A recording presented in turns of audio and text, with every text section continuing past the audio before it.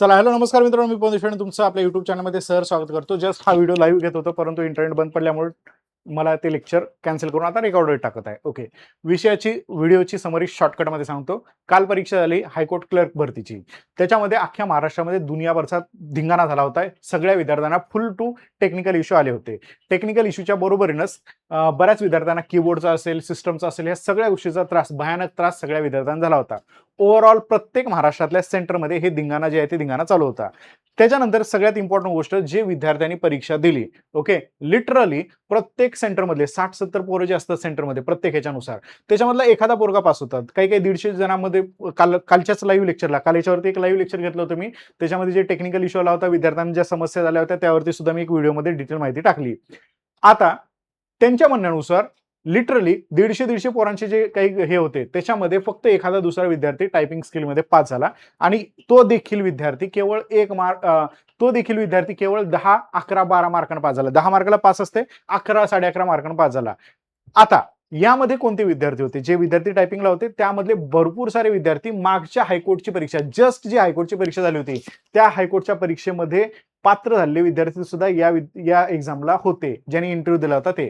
सोबतच जिल्हा न्यायालयाला ज्या विद्यार्थ्यांनी टायपिंग क्वालिफाय केली होती, तेच विद्यार्थी या पण परीक्षेला होते.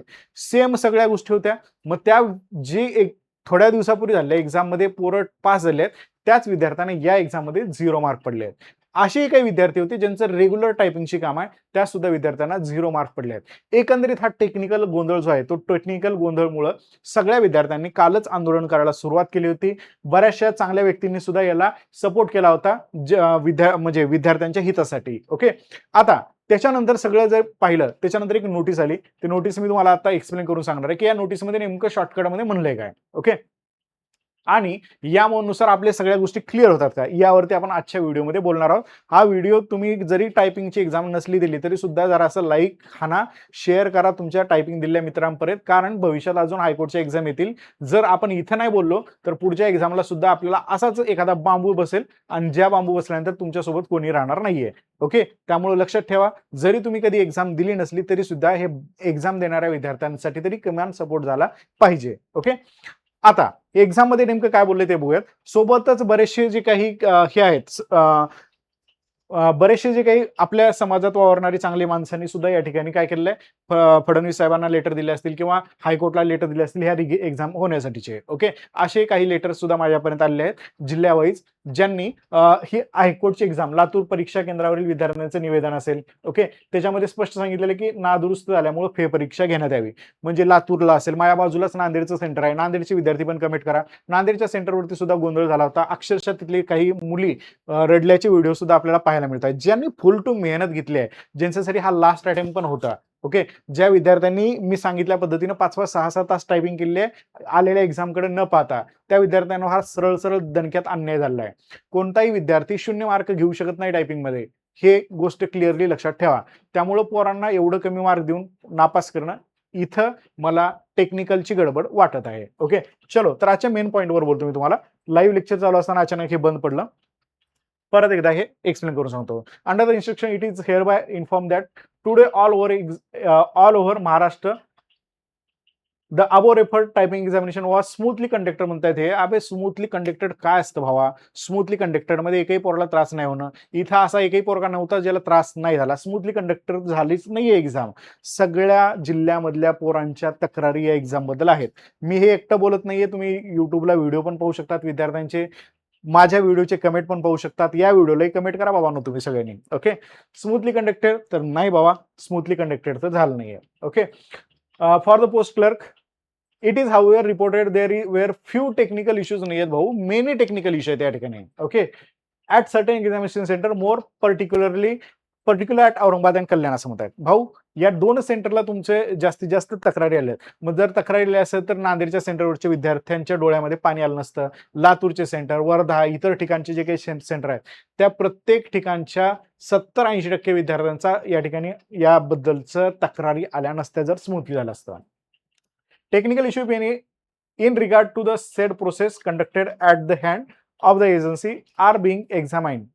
ओके, आता हे एक्सप्लेन करून सांगतो तुम्हाला. And the candidate shall be shall be duly inform by official communication about the further appropriate course of action असं म्हणणं आहे यांचं. म्हणजे या ह्याच्यातून तुम्हाला कुठंही क्लिअरली दिसत नाहीये की तुमची एक्झाम ही कॅन्सल होऊन सगळ्या विद्यार्थ्यांना चान्स दिला जाईल. मग नेमकं याच्यातून काय येतंय, तर परीक्षा झाली असं हायकोर्टचं म्हणणं आहे. दुसरा पॉईंट आहे की काही केंद्रावर, यांचं काय म्हणणं आहे, काही केंद्रावर टेक्निकल इश्यू झालेत. ह्याच्या म्हणण्यानुसार काही केंद्रावर इश्यू आहे. तर माझं म्हणणं आहे की भाऊ काही केंद्रावर नाहीये, सगळ्या केंद्रावर इश्यू झालेले आपल्याला पाहायला मिळतात. हा पॉईंट सगळ्यांनी व्यवस्थितरित्या क्लिअरली लक्षात ठेवा. ओके, यांच्यामध्ये यांनी काय नमूद केलेलं आहे की बाबा सगळ्यात महत्वाची गोष्ट ही हायकोर्टची एक्झाम जी आहे तिथं यांचं म्हणणं आहे की औरंगाबाद आणि कल्याण या दोनच सेंटरवरती, मोर पर्टिक्युलर ऍट औरंगाबाद आणि कल्याण असं म्हणणं आहे यांचं.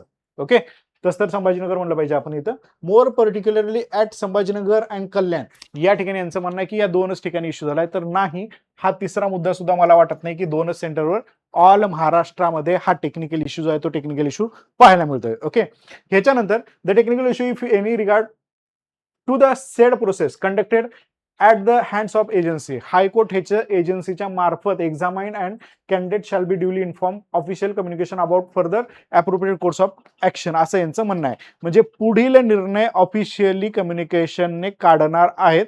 पहिल्यांदा यांची एजन्सी जी आहे ती एजन्सी पाहिल की बाबा हे खरंच झालंय का, त्याच्यानंतर ऑफिशियल कम्युनिकेशन होणार आहे. ओके, असं याच्यात म्हणलेलं आहे. मग इथं कुठंही असा उल्लेख नाहीये की महाराष्ट्रातल्या सगळ्या एक्झाम कॅन्सल होऊन परत एक्झाम होतील.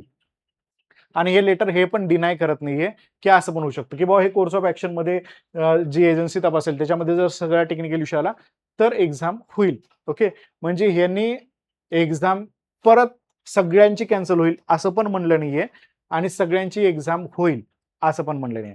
इथं बऱ्याच जणांना असं वाटतं पहिल्यांदा वाचल्यानंतर की बाबा ऑल महाराष्ट्रातल्या सगळ्या सेंटरची एक्झाम कॅन्सल झाली आहे.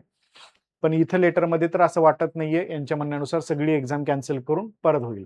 पण याने एक असा शब्द ऍड केलाय की सगळ्या जे काही एजन्सीज आहेत एजन्सी एक्झामाइन करतील आणि जर समजा काही झालं असेल तर further appropriate course of action घेतील. मग further appropriate course of action, माझी विनंती आहे न्यायालयाला की जी काही ऍक्शन घ्याल त्या ऍक्शन लवकर घ्या. ऑल महाराष्ट्रातले विद्यार्थी डिस्टर्ब आहेत, रडत आहेत, तुम्ही पाहू पण शकता. आणि ऍक्शन हीच घ्या की परत एकदा ह्या एक्झाम कंडक्ट केल्या पाहिजेत. ओके, तसं बऱ्याचशा विद्यार्थ्यांना काल जाऊन एक्झाम सेंटर देत असताना त्यांचा जो काही खर्च झाला असेल तो तर खर्च काही अपेक्षा नाही करू शकत, पण एवढी तर अपेक्षा करू शकतो की या एक्झाम परत घेतल्या जातील. ओके, बाकी तुमचं म्हणणं पण या कमेंट बॉक्समध्ये टाका जेणेकरून मला पुढं आणखीन तुम्हाला काही जर हे करता आलं तर मला आणखीन जास्त उत्साह पण येईल त्या बाबतीतला. ओके, चलो तर थँक्यू. तुमचे म्हणणं कमेंट बॉक्समध्ये टाका, व्हिडिओ लाईक करा आणि तुमच्या हायकोर्टच्या मित्रांपर्यंत ज्यांनी परीक्षा दिल्या त्यांच्यापर्यंत हा व्हिडिओ शेअर करा. ओके, चलो थँक्यू, बाय.